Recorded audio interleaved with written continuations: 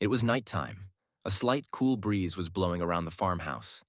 Ethan sat in his old pickup truck, immersed in deep thought on the side of the road. He had a habit of returning home after toiling in the fields all day, but today his heart was not convinced. Going home didn't feel the same to him anymore. Inside, he felt something strange, as if a big conspiracy was being hatched against him. He started the truck's engine and headed home, but countless questions were swirling in his mind. As he parked his truck near the farmhouse, he saw a faint light from inside the house. It was strange, because Jessica was usually asleep by this time. He slowly closed the door of the truck and moved toward the door of the house without making a sound. A faint laugh and whispers were heard from inside. Ethan got a wrinkle on his forehead. She pushed the door lightly, and what she saw shook her whole world. Jessica and Michael were sitting very close to each other. Michael's arms were on Jessica's shoulders, and there were no remorse on both faces. "Oh, Ethan." "You're early," Jessica said, laughing, as if she wasn't startled by him. The ground slipped under Ethan's feet. He could not believe that his own wife, whom he had loved for 10 years, was now sitting with his closest friend and cheating on him. What are you doing?" Ethan's voice was trembling, but he tried to compose himself. Michael smiled, a strange coldness in his eyes. "Look, buddy, we thought you should know this now." "Should I know? What should we know, Michael?" Ethan said angrily. "That Jessica doesn't want to be with you anymore." Jessica nodded her head with a laugh. "To be honest, I've been with Michael for months. And what did you think, Ethan? I'm going to stay in this farmhouse for the rest of my life? Will I continue to live your boring life?" Ethan felt someone stab him with a dagger in the chest. "Then why did you marry me?"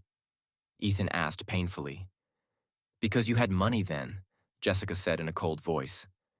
"But now you're just an ordinary man working in the fields, and I'm not meant for this life. Michael can give me everything you can't." Ethan's hands began to tremble, but he restrained himself. He could have attacked Michael right now if he wanted, but he didn't. He took a deep breath and walked out the door without saying a word. He sat in his truck all night, his mind completely numb. But by morning, there was a new sparkle in his eyes. Now it was not just a story of deception. Now it was going to be a story of revenge. Ethan spent the whole night sitting in the truck. His mind was numb, but with the faint light of the morning, his thoughts began to clear. It wasn't just a hoax, it was an insult. Jessica and Michael had not only betrayed her trust, but had also mistaken her for weak and foolish. But what they didn't know was that Ethan Williams wasn't just one to give up. He started the truck's engine and headed towards the city. He had to meet his lawyer. He had to make his next move in this game. Arriving in town, he went straight to his attorney's office. "I want a divorce, and I want Jessica to not be able to take a single part of this house and my property," Ethan said in a cold voice. "If you have solid evidence that she's cheating on you, this case will be in your favor," Brian said. "But if Jessica plays a trick against you, she could take a large chunk of your property." Ethan had an idea of this beforehand. "I will gather evidence against him myself," he said. Brian nodded in agreement. "You'd better do it as soon as possible, because if Jessica suspects that you are preparing a case against her, then she can also do the trick." Ethan clenched his fists. He knew that Jessica was a cunning and deceitful woman, but now he was going to be one step ahead of her. As he reached the farmhouse, he saw that Michael's car was parked outside. A wave of anger rose inside him, but he kept himself calm. He didn't intend to create a ruckus yet. He had to do all the planning first. As soon as he entered the house, he heard Jessica talking to someone on the phone. "Yes, baby, don't worry. Everything will be all right soon. There's not much left for Ethan. And when we divorce him, half the form will be ours. Then we can sell this place and buy a new house in the city." Ethan stood behind the door and listened to everything. So that was their real plan. His blood boiled, but he was still silent. He started recording on his phone and recorded the entire conversation. A few minutes later, when Jessica and Michael left the room, Ethan hid his anger and said, "I'm thinking of going out for a few days and thinking about what to do next." Jessica showed genuine concern on her face and said, "Oh, that would be nice, baby. You'll get some rest." Michael smiled and nodded. "Yes, my friend, sometimes change is necessary." They were both happy to think that Ethan was weak, but they didn't realize that he was going to play the biggest game. Ethan met with a private investigator in the city. "I have to keep an eye on every move of these two." The detective looked at the evidence he gave and said, "If they really plan to grab your property, we will catch them red-handed." A faint smile appeared on Ethan's lips. "And one more thing," she said. "I need evidence to build a solid case against him. I want them both to just regret it when it's all over." The detective nodded in agreement. "Now the game begins, Mr. Williams." In just a few days, Ethan had the evidence he needed. Jessica and Michael had met with a lawyer and were already planning to get the farm registered in their name. But the last information Ethan received shook him to the core. Jessica and Michael didn't just want a divorce. They were planning to burn down Ethan's farmhouse so that he couldn't find anything. "If we burn the farm, he won't get anything. Then it will be completely ruined." Ethan clenched his fists when he heard this. Now this wasn't just a story of divorce and betrayal. Now it was a conspiracy, and he would put an end to it. The darkness of the night had spread all around. Ethan sat in his truck, holding his phone in his hand, listening to the recording once more. "If we burn the farm, he'll get nothing. Then it will be completely ruined." Every time he heard this word, his eyes would burn with flames of anger. Jessica and Michael first broke her love, then tried to crush her self-esteem, and now they were planning to throw her hard-earned money into the fire. But they didn't know that Ethan was no longer helpless. He got off the truck, clutched the small recorder in his pocket tightly, and headed home. This time there was no panic in his steps, but a firm intent. Now he was about to end the game in his own way. The lights were on inside the house. Jessica and Michael were sitting in the living room laughing, glasses of wine in their hands, as if they had already won. "Just a few more days," said Michael, "and this whole farm will be ours. Ethan won't even know what we're doing against him." Jessica laughed a softly smirk. "He's so naive, Michael. She feels like we still worry about her." "Is it okay to burn down his house?" Michael asked in a suspicious voice. "Absolutely," Jessica said with a smile. "Once there's a fire, he won't be able to legally save anything." Ethan stood by the door listening to all this. His heart was beating, but now instead of fear or sorrow, there was only one thing in it: the fire of revenge. The next morning, Ethan finalized his plan. First, he called his lawyer. "Brian, I want all the legal documentation of my farmhouse to be double-checked. Is there something wrong with it so that they can try to grab it?" Brian looked at the files for a while and then replied, "No, Ethan. It's all in your name. But if they try to burn it, it will be a purely criminal case, and they will go straight to jail." "That's all I wanted to hear," Ethan said and hung up. Now he had to take the next step, to set a trap that would trap themselves. 3 days later, close to midnight, Michael headed home with a black mask over his face. He had a can of gasoline in his hand and the same cunning in his eyes that he had tried to ruin Ethan's life. "It's going to be a lot easier," she said to herself. But as he began to sprinkle gasoline, a voice came from behind. "That's what you're doing, Michael." Michael's blood froze. He turned around quickly, and there stood Ethan, a gun in his hand and a cold smile on his face. What are you doing here?" Michael stammered. "Me? Just waiting for you to show your true worth," Ethan said. Michael tried to escape, but just then the flashlights came on and the red-blue lights of the police cars flashed. "There's no need to escape, Michael," Ethan said. "There's only one place left for you: prison." The police immediately arrested him. The next morning, when Jessica learned of this, she rushed to the farmhouse in a panic. "Ethan, what's this all about?" she asked with the innocence of appearances.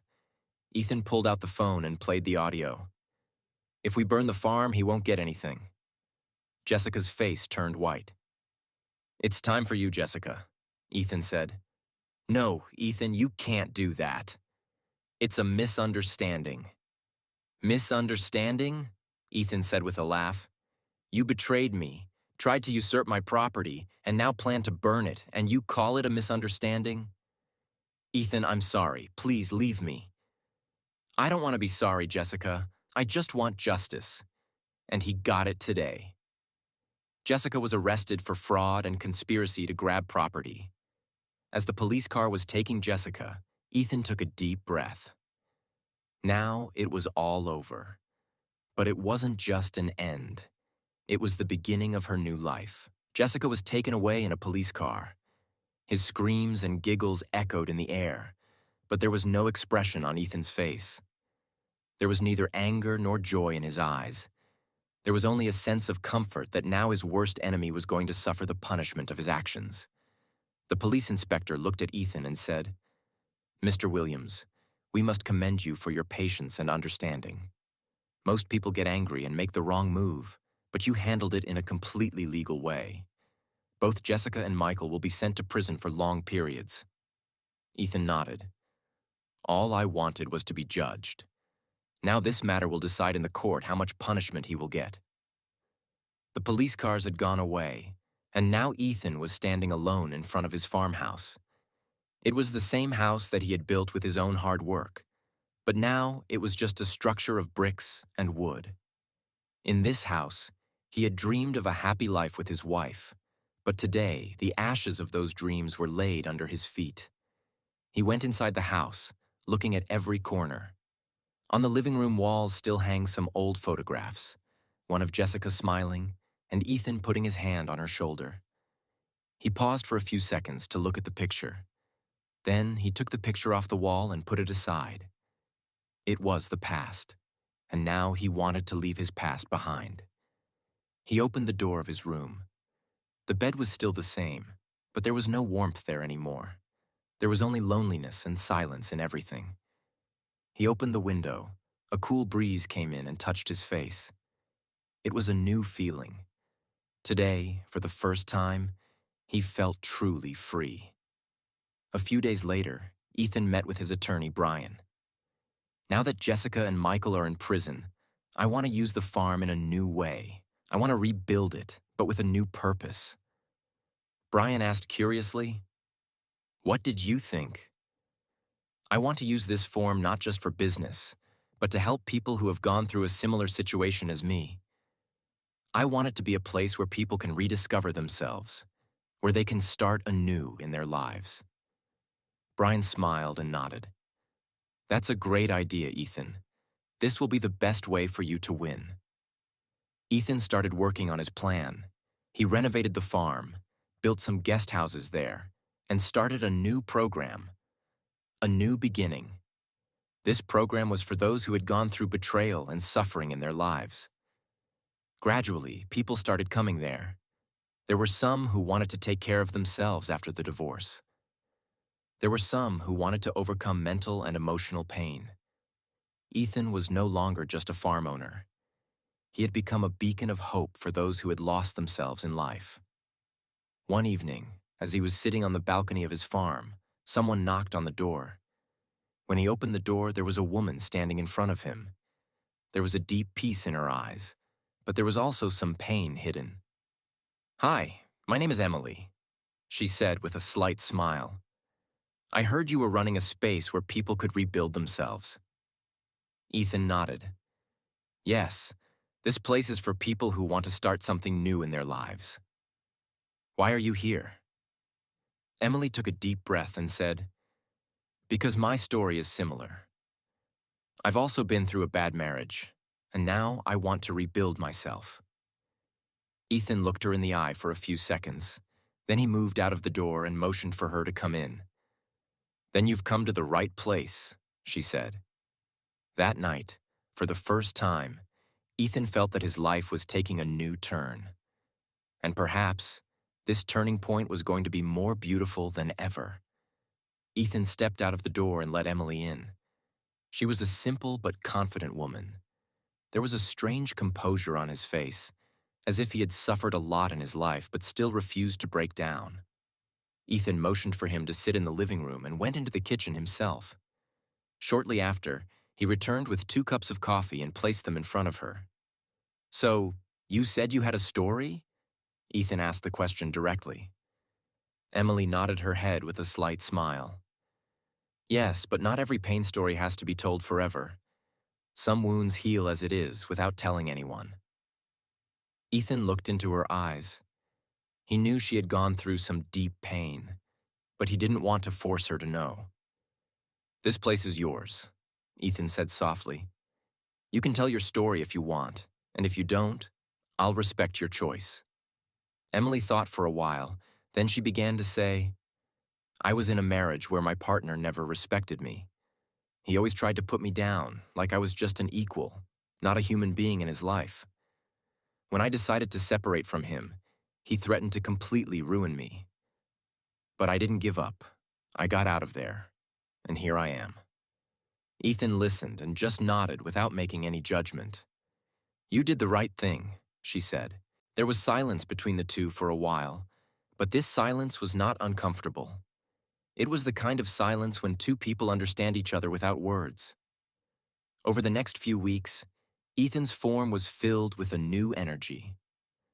Emily stopped by and began to help with the farm chores. She would meet people, listen to their stories, and inspire them with her experiences.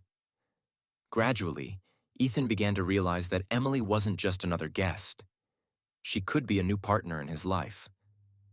One evening, as the two were strolling around the farm, Emily asked, "Aren't you ever afraid that your past will haunt you again?" Ethan sighed deeply. "Was afraid, but not anymore. I know that the past can hold us back, but only if we value it more. Now I just want to focus on my future." Emily smiled and said, "Maybe that's why I came here, because that's what I needed to learn." Meanwhile, Jessica and Michael's lives were completely ruined. Michael was in the worst condition in prison.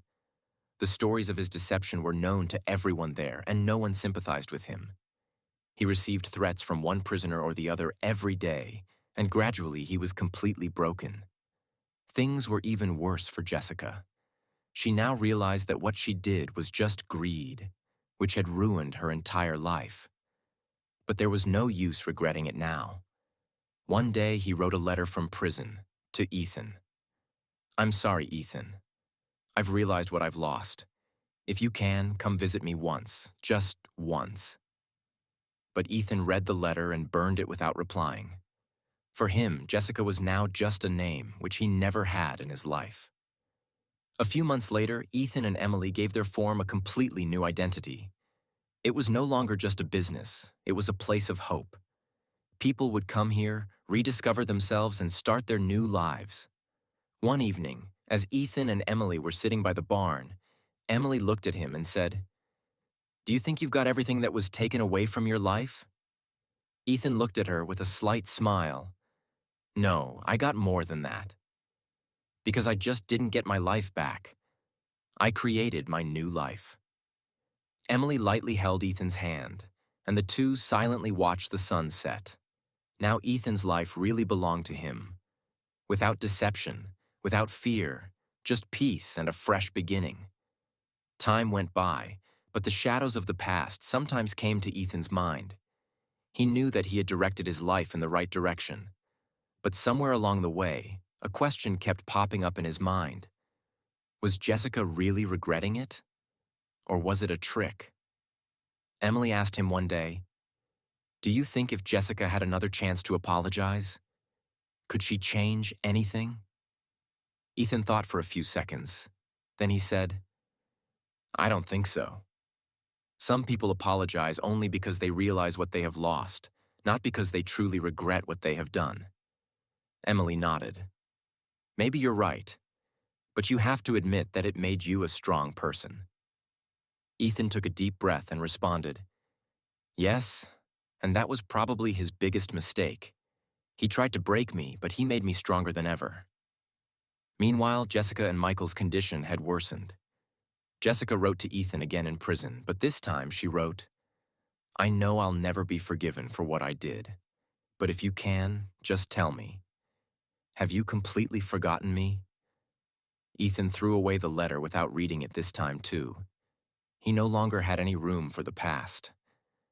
Just a few days later, Ethan receives the news that Michael had suffered serious injuries in prison. He did not react to this. Every man reaps the fruits of his deeds, he said to himself. But when he heard that Jessica was now completely alone, no one would visit her, and that she had no future left, he felt something for her for the first time. Pity. But he reminded himself that those who do not deserve mercy should only be punished for their deeds. Time had passed, but for Ethan, it was time for him to win. He had reshaped his life, regained his self-respect, and now he just wanted to focus on his future. One morning, as he sat on the porch of the farm drinking his coffee, he received a notification on his phone. It was a news report. Jessica Williams will not be released from prison early. Court rejects her appeal. Ethan read the news without emotion and hung up the phone.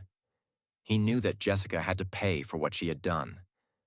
Emily came up to her and said, "Do you ever think what you would do if she apologized?" "No, because there is no point in forgiving in my life," Ethan said with a slight smile. "When someone tries to break you completely, you don't forgive them. You go away from them so that they can never affect your life again." Emily nodded, understanding his point. "Maybe that's why you're so strong today." Ethan was now just concentrating on his form. There was no confusion in his life, no pain, only peace. One day, while he was working on the farm, a little boy came running to him and said, "Mr. Williams, my mother says you rebuilt your life, and if you can, we can all do it." Ethan replied with a slight laugh, "Yes, son, life never ends. It always gives us a new chance. We just have to recognize it." The sun was setting, a gentle, cool breeze was blowing across the farm. Ethan sat on the balcony, planning to write a new book. A new beginning. My story. This book was not just her story, but a lesson for all those who had gone through betrayal, and suffering. Now Ethan was no longer just an ordinary man. He had become an example. He took one last sip of his coffee and opened a new page. Sometimes, the thing that comes to break us is what makes us the strongest. If you were in Ethan's place, would you forgive Jessica? Or would you have moved on? Tell us your opinion in the comments.